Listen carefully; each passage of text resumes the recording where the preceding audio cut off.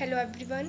मैं सौम्या यादव। मैं जाकिर हुसैन कॉलेज की फ़र्स्ट ईयर की स्टूडेंट हूँ। जैसा कि हमारा टॉपिक था वी आर इंडिपेंडेंट, हम आज़ाद हैं, तो आज मैं आप सभी से उसी विषय में चर्चा करूँगी। हम आज़ाद हैं। हमारा जो भारत देश है वह एक स्वतंत्र आज़ाद देश है। यही सुन के ही ना कितना अच्छा लगता है, हमारा मन है एकदम खुशी से भर जाता है कि वाह, हम स्वतंत्र हैं, हम सभी स्वतंत्र देश में रहते हैं। यह सब सुनकर कितनी खुशी होती है। काश काश यह सच भी होता। एक फिल्मी दुनिया की तरह हम भी अपनी स्वतंत्रता को कुछ समय के लिए ही लेकिन खुद में समा पाते। हम स्वतंत्र हैं, हम आज़ाद हैं, हम इस बात को नकार नहीं सकते हैं। हम सभी स्वतंत्र हैं, हमारा अपना अस्तित्व है, हमारा अपना संविधान है, हमारा अपना ध्वज है। हम इस स्वतंत्र भारत में खुले रूप से सांस ले सकते हैं, हम कहीं भी जा सकते हैं, हम कुछ भी कर सकते हैं। तो यह सब हमारी स्वतंत्रता है। कहीं ना कहीं हम सभी इस स्वतंत्र देश में रहते हैं और हम सभी यह हमेशा दर्शाने की कोशिश करते हैं कि हमारे जो विचार हैं वह पूर्ण रूप से स्वतंत्र हैं।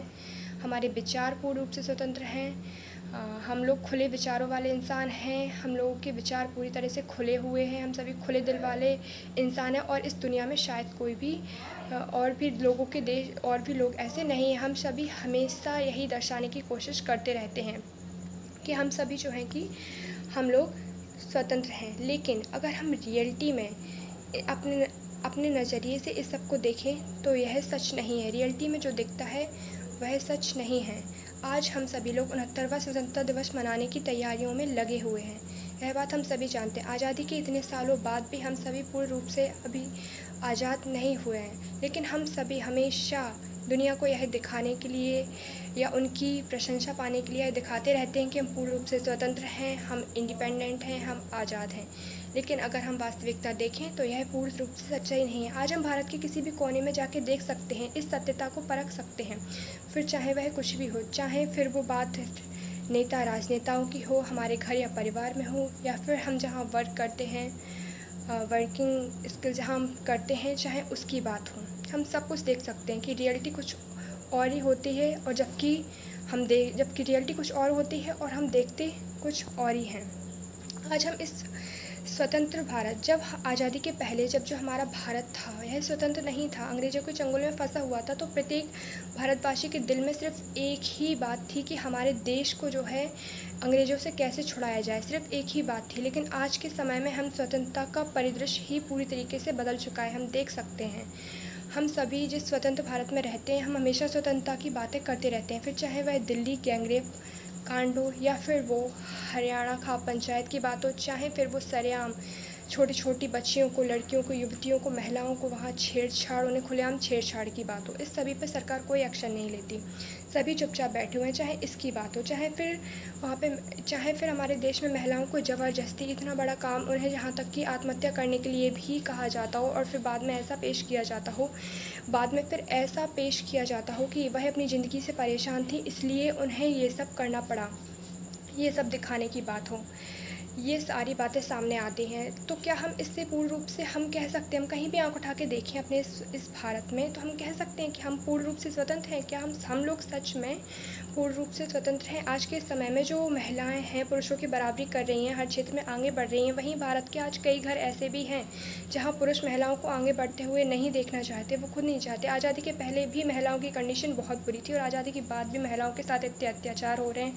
आज भी इतनी कंडीशन है। इस बात को लेकर हमारी जो गवर्नमेंट है वह चुप बैठी हुई है, कोई खास एक्शन नहीं लिए जाते हैं।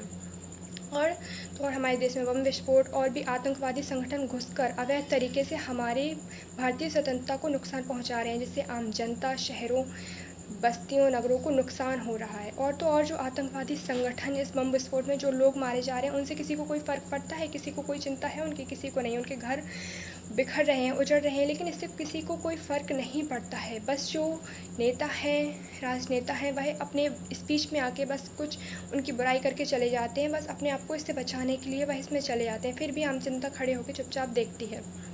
हम देख सकते हैं, हम इतने सालों से आज़ादी का जश्न मना रहे हैं। हमारा भारत स्वतंत्र है, हम स्वतंत्र हैं। क्या यह बात सच है कि हम सभी स्वतंत्र हैं? रियलिटी में हम सभी स्वतंत्र हैं? और इस बात को अगर हम नहीं मान पा रहे हैं तो यह हमारी आज़ादी पर एक बहुत ही बड़ा प्रश्न है। आज़ादी के इतने सालों बाद भी आज भी बहुत सारे पिछड़े वर्ग ऐसे हैं जो कि आज़ादी का इंतज़ार कर रहे हैं। हमारे देश में बढ़ते हुए भ्रष्टाचार, बढ़ती बेरोज़गारी, बढ़ती भुखमरी, बढ़ते कुपोषण, महिलाओं के साथ हो रहे अत्याचार के कारण ये सभी हमारी आज़ादी पर एक बहुत बड़ा प्रश्न खड़ा कर रहे हैं। हमारी आज़ादी को पूरी तरीके से नकार रहे हैं। आज हमारे भारत देश के बहुत सारे लोग 2 वक्त की रोटी के लिए उनके पास कोई रोज़गार नहीं है। पढ़े लिखे लोगों के पास भी रोज़गार नहीं है। तो क्या ये है हमारे भारत की स्वतंत्रता? हम कह सकते हैं कि हमारा भारत के नागरिक पूर्ण रूप से स्वतंत्र हैं? देखिए, देश के कुछ मात्र लोगों से हमारी भारत की स्वतंत्रता या आज़ादी नहीं मापी जा सकती है। यह हमारा भारत देश है, यह हमारा अखंड भारत है। इसमें सब लोगों को समान अधिकार मिलने चाहिए, लेकिन इस बात पे सरकार द्वारा कोई एक्शन नहीं लिया जा रहा है। आज के टाइम पे महिलाओं के साथ इतने अत्याचार हो रहे हैं। आज के टाइम पर हमारा देश, हम लोग जो है नक्सलवाद से लड़ रहे हैं, आतंकवाद से लड़ रहे हैं, जातिवाद से लड़ रहे हैं। इन सभी चीज़ों से बराबर लड़ रहे हैं। और तो और जहाँ तक कि हमारे देश की महिलाएं जो कि इसी देश की हैं, वह अपने अस्तित्व के लिए लड़ रही हैं।